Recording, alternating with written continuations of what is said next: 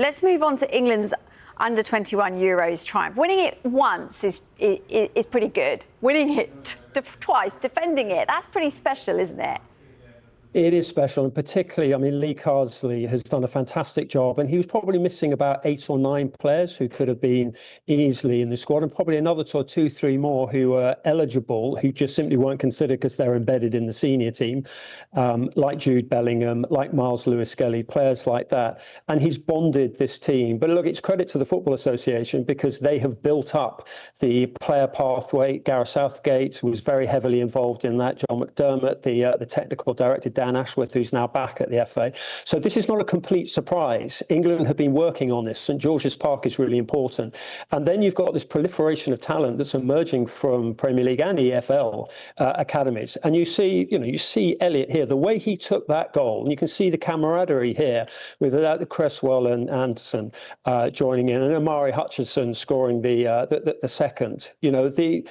And then obviously they equalise as the Germans do. We're so used to it. I mean, we've been 2-0 up in that rather famous final before and then been pegged back to 2-2. But as Alf Ramsey said to them in '66, you won it once, now go out and win it again. And you see Jonathan Rowe plays for Marseille, and always had the best of seasons with them, scores the winner, and they were celebrating. And what has been great, and I've covered about 9 or 10 of these under-21 championships down the years, is that they're very together, they're a very grounded bunch, there are no egos there, and they're terrific players who are absolutely delivering. Yeah, you mentioned it there, being 2-0 up before being pegged back. And that takes incredible mental strength, doesn't it, to go again, particularly against a side in Germany that actually they'd already lost to in the tournament. They had, and they lost to without probably their best player, Voltemade, who finished up as top scorer. But what's been interesting with this England team, they've really grown into it. I mean, you look at the teams that they've beaten in the knockout stage. Spain, who everyone fancied to win this tournament. The Dutch are a terrific team. And then obviously the Germans in the final. And each time they've had a moment of adversity, different individuals have stepped up. Obviously, Harvey Elliott, fantastic in the last 2 games. Charlie Cresswell, who probably people didn't know so much about, has been outstanding at the back. What a leader he's been. Elliot Anderson, for me, just a fantastic tournament. And if he's not in the England senior squad for the September internationals, then someone needs a quiet word or a fairly noisy word with Thomas Tuchel. He's been outstanding. Tino Livramento, left back, right back, attacking, just outstanding as well. So many positives for England, and huge credit to Lee Carsley and Ashley Cole for the way that, as you say, they handled it at key moments, the way they exuded calm and energy from the touchline, and the players responded. Yeah, absolutely. Let's focus on Carsley just for a second. He was criticised, wasn't he, for saying that he wanted to go back to the under-21s when in interim charge of England. Do you see him as a future England boss? I'd see him as a future England candidate. I mean, he did 6 games, 5 of which were excellent. He promoted 8 players, gave them debuts, brought in a lot of energy. You see him here actually with Joleon Lescott in the previous tournament. I mean, he's been fantastic. And I think that sort of slightly brutal at times experience of being interim head coach for the seniors between Southgate and Tuchel, he learned a lot from that. And particularly, don't go into games without your best strikers. And I mean, he actually hasn't had his best strikers out here. Liam Delap's been over with Chelsea, sort of playing these marathon games.